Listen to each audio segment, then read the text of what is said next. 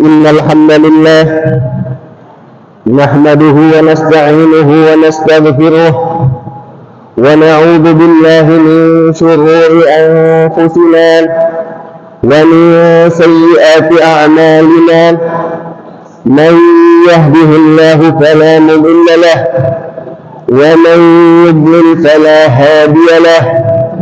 أشهد أن لا إله إلا الله وحده لا شريك له وأشهد أن سيدنا محمدا عبده ورسوله.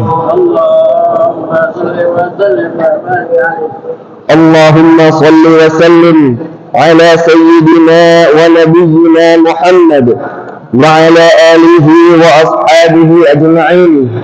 أما بعد، عباد الرحمن، فإني أوصيكم ونفسي بتقوى الله المنان القائل في كتابه القرآن: يا أيها الذين آمنوا اتقوا الله حق تقاته ولا تموتن إلا وأنتم مسلمون. معاشر المسلمين، jamaah Jumat rahimakumullah.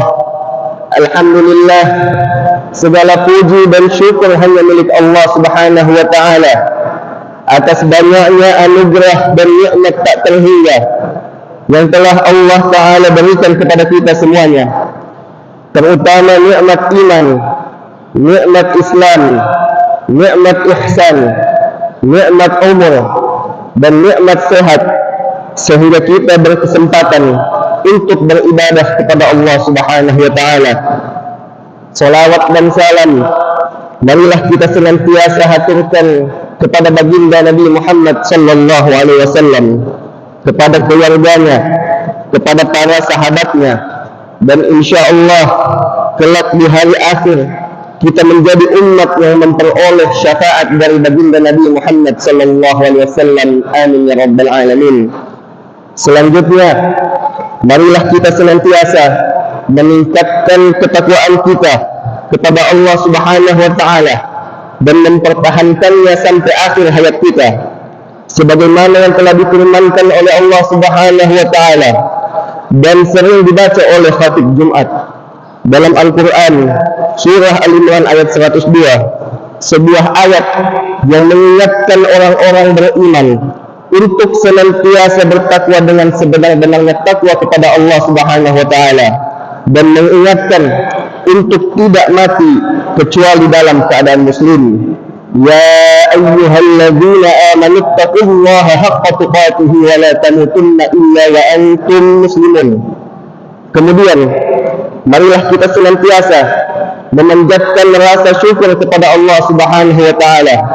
Insyaallah rasa syukur yang kita yakini dalam hati, yang kita ucapkan dengan lisan, yang kita wujudkan dengan tindakan, akan menjadikan nikmat yang kita terima ini menjadi barakah dan terus bertambah, sebagaimana firman Allah Subhanahu wa Ta'ala dalam Al-Quran surah Ibrahim ayat 7: wa idza ta'adzana rabbukum la in syakartum la azidannakum wa la in kafartum inna 'adzabi lasyadid. Ma'asyiral muslimin, jamaah Jumat rahimakumullah, jangan sampai kita menjadi hamba yang kufur akan nikmat Allah Subhanahu wa Ta'ala, karena kita harus ingat peringatan dari Allah Subhanahu wa Ta'ala bahwa siapa yang mengingkari nikmat-nikmat Allah akan mendapatkan siksa yang pedih. Di antara nikmat-nikmat yang nyata yang kita rasakan sampai saat ini adalah kenikmatan sehat dan kenikmatan umur, sehingga kita sampai berada di bulan Sya'ban yang mulia, bulan yang sangat agung, bulan yang memiliki banyak kebaikan, memiliki rahasia dan keistimewaan yang Allah Ta'ala khususkan di bulan ini. Bulan di mana kita dianjurkan untuk memperbanyak puasa sunnah, memperbanyak membaca Al-Quran, memperbanyak berdoa dan beristighfar, memperbaiki hubungan antara sesama, dan memperbanyak membaca salawat kepada baginda Nabi Muhammad sallallahu alaihi wasallam. Dan bulan Sya'ban menjadi jembatan akan menuju bulan yang sangat mulia, yakni bulan suci Ramadan. Semoga doa yang sering kita panjatkan sejak bulan Rajab dan bulan Sya'ban agar kita dipertemukan dengan bulan Ramadan diijabah oleh Allah Subhanahu wa taala, yakni doa Allahumma barik lana fi Rajab wa Sya'ban wa ballighna Ramadan. Ya Allah, berkahilah kami pada bulan Rajab dan Sya'ban dan pertemukanlah kami dengan bulan Ramadan. Sebuah doa yang ringkas, yang penuh makna, yang dicontohkan oleh baginda Nabi Muhammad SAW. Sebuah doa yang mengingatkan kita untuk segera bersiap-siap untuk menyambut datangnya bulan suci Ramadan, bulan yang sangat istimewa, bulan yang penuh rahmat, bulan yang penuh ampunan, bulan yang menjadi wasilah agar kita bisa terhindar dari siksaan api neraka. Maka perlu kita menyiapkan diri kita dalam menyambut bulan Ramadan, baik persiapan yang bersifat fisik maupun persiapan yang bersifat rohani. Jamaah Jumat yang dimuliakan Allah Subhanahu wa taala, ketika berpuasa di bulan Ramadan, ketika masuk ke dalam bulan Ramadan, kita diwajibkan untuk tidak makan dan minum dan menghindari daripada segala sesuatu yang dapat membatalkan puasa kita, dan kita dianjurkan untuk memperbanyak daripada ibadah-ibadah. Sehingga perlu akan persiapan, baik persiapan fisik untuk tubuh kita agar dapat beradaptasi dengan baik, yakni melalui latihan-latihan di bulan-bulan sebelumnya seperti bulan Rajab dan bulan Sya'ban. Rasulullah SAW pun telah mencontohkannya dan kita sebagai umatnya patut untuk mengikutinya. Sebagaimana disebutkan dalam hadis yang diriwayatkan oleh Imam Bukhari dan Muslim, an Aisyah radhiyallahu anha qalat kana Rasulullah sallallahu alaihi wasallam yasumu hatta naqula la yufṭir. Dari Aisyah radhiyallahu anha ia menuturkan Rasulullah sallallahu alaihi wasallam biasa mengerjakan puasa sehingga kami mengatakan bahwa beliau tidak pernah tidak berpuasa. Wa yufṭiru hatta naqula la yasum, dan beliau biasa tidak berpuasa sehingga kami mengatakan bahwa beliau tidak pernah berpuasa. Fama ra'aitu Rasulullah sallallahu alaihi wasallam istakmala siyama syahrin illa Ramadan. Akan tetapi aku tidak pernah melihat Rasulullah sallallahu alaihi wasallam berpuasa sebulan penuh kecuali pada bulan Ramadan. Wa ma ra'aituhu aktsara siyaman minhu fi Sya'ban. Dan aku tidak pernah melihat beliau sallallahu alaihi wasallam lebih banyak berpuasa daripada puasa di bulan Sya'ban.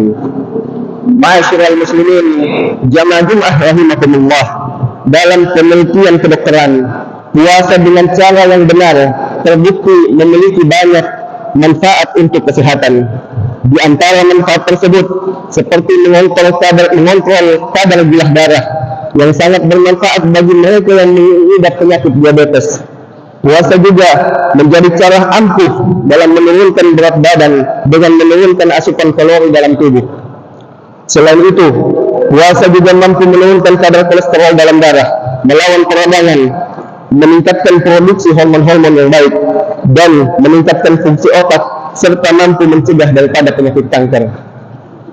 Kebaikan-kebaikan dari puasa ini selaras dengan firman Allah Subhanahu wa taala dalam Al-Quran surah Al-Baqarah ayat 184, "Faman tatawwa'a khairan fahuwa khairul lah, wa an tasumu khairul lakum in kuntum ta'lamun." Siapa dengan kerelaan hati mengerjakan kebajikan itu lebih baik baginya, dan berpuasa itu lebih baik bagimu jika kamu mengetahui. Rasulullah sallallahu alaihi wasallam pun dalam hadisnya menegaskan bahwa dengan mengosongkan perut dari makanan dan minuman, kesehatan kita akan menjadi lebih baik. Beliau sallallahu alaihi wasallam bersabda dalam hadis yang diriwayatkan oleh Abu Hurairah, "Sumu tasihhu," berpuasalah maka kalian akan sehat. Ma'asyiral muslimin, jamaah Jumat rahimakumullah, Al-Imam Al-Ghazali dalam kitab Ihya Ulumuddin menyebutkan bahwa berbagai macam penyakit yang diidap oleh manusia banyak yang berasal dari tidak terkontrolnya asupan yang masuk ke dalam perut. Maka dari perutlah berbagai macam penyakit datang karena ketidakmampuan kita untuk mengontrolnya. Sehingga jika kita ingin sehat, maka kuncinya adalah dengan mengatur pola makan dan asupan. Disebutkan al-bitnatu aslud da' wal hanyatu aslud dawa. Perut atau kenyang adalah asal muasal penyakit dan pola makan adalah asal muasal obatnya.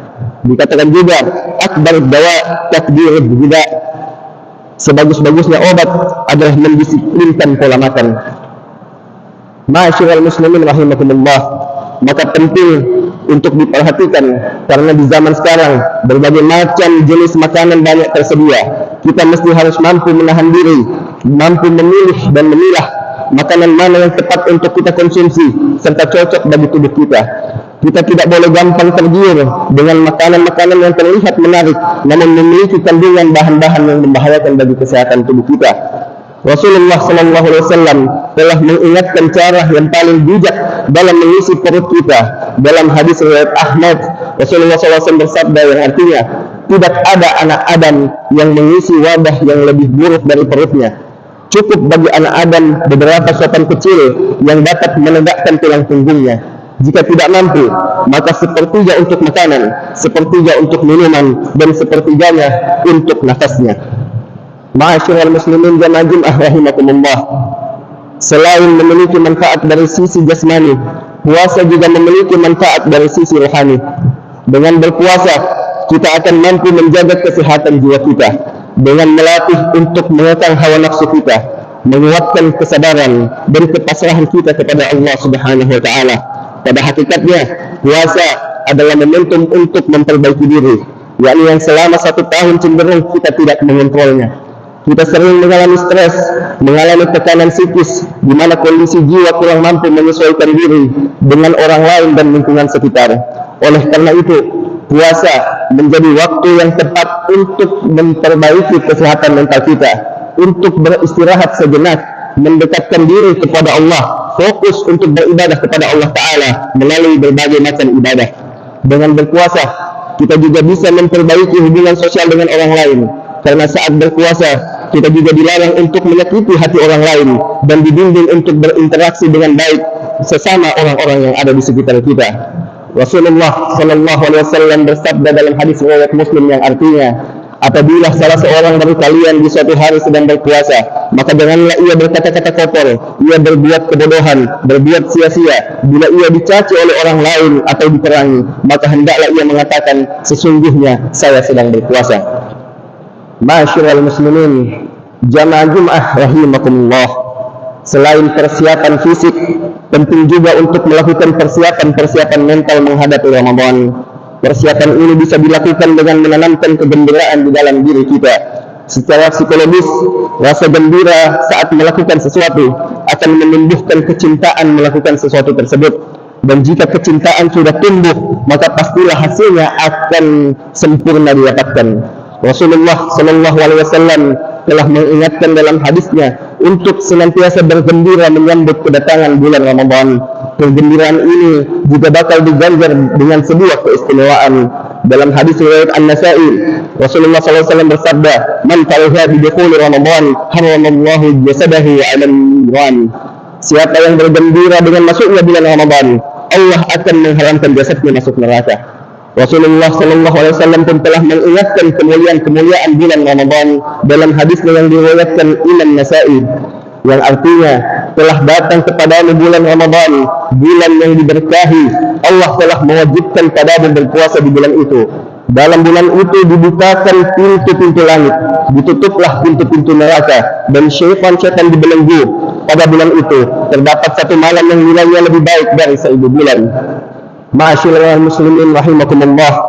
Kemudian kita juga perlu untuk mempersiapkan diri dengan menambah bekal pengetahuan agama sekaligus guna meningkatkan keimanan kita. Hal ini bisa dilakukan dengan mengkaji, dengan menghadiri, menggelar majelis-majelis ta'lim yang berkaitan dengan tuntunan ibadah di bulan Ramadan. Usaha ini juga dalam rangka menyatukan pemahaman kita beserta keluarga dengan bulan suci Ramadan. Semoga Allah memberikan kita kekuatan untuk memanfaatkan bulan Sya'ban ini dengan sebaik-baiknya, mengampuni daripada dosa-dosa kita, dan menyampaikan kita kepada bulan Ramadan dalam keadaan sehat dan penuh dengan keberkahan. Barakallahu li wa lakum fil Qur'anil azim, wa nafa'ani wa iyyakum bima fihi minal ayati wadh-dhikril hakim. Aqulu qawli hadha wa astaghfirullahal azim li wa lakum wa liwalidayya wa liwalidikum wa li jami'il muslimin fastaghfiruhu innahu huwal ghafurur rahim.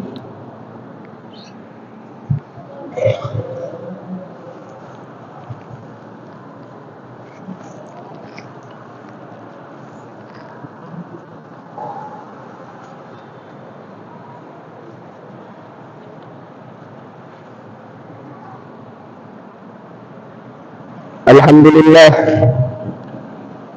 لله الذي أنعمنا بنعمة الإيمان والإسلام، والصلاة والسلام على سيدنا محمد خير الأنام وعلى آله وأصحابه الكرام. أشهد أن لا إله إلا الله الملك القدوس السلام، وأشهد أن سيدنا وحبيبنا محمدا عبده ورسوله صاحب الشرف والاحترام. أما بعد، فيا أيها الناس، أوصيكم ونفسي بتقوى الله، فقد فاز المتقون. وقال الله تعالى: إن الله وملائكته يصلون على النبي يا أيها الذين آمنوا صلوا عليه وسلموا تسليما. اللهم صل وسلم على سيدنا محمد وعلى آل سيدنا محمد كما صليت على سيدنا إبراهيم وعلى آل سيدنا إبراهيم، وبارك على سيدنا محمد وعلى آل سيدنا محمد كما باركت على سيدنا إبراهيم وعلى آل سيدنا إبراهيم في العالمين إنك حميد مجيد. اللهم وارض عن الخلفاء الراشدين وعن أصحاب نبيك أجمعين والتابعين التابعين ومن تبعهم بإحسان إلى يوم الدين. اللهم اغفر للمسلمين والمسلمات والمؤمنين والمؤمنات. اللهم ادفع عنا الغلاء والوباء والطاعون والأمراض والفتن ما لا يدفعه غيرك عن بلدنا هذا الإندونيسيا الخاصة وعن سائر بلاد المسلمين عنا يا رب العالمين. اللهم بارك لنا في شعبان وبلغنا رمضان. ربنا آتنا في الدنيا حسنة وفي الآخرة حسنة وقنا عذاب النار. عباد الله، إن الله يأمر بالعدل والإحسان وإيتاء ذي القربى وينهى عن الفحشاء والمنكر والبغي يعظكم لعلكم تذكرون. واذكروا الله العظيم يذكركم واشكروه على نعمه يزدكم ولذكر الله أكبر. أقيموا الصلاة.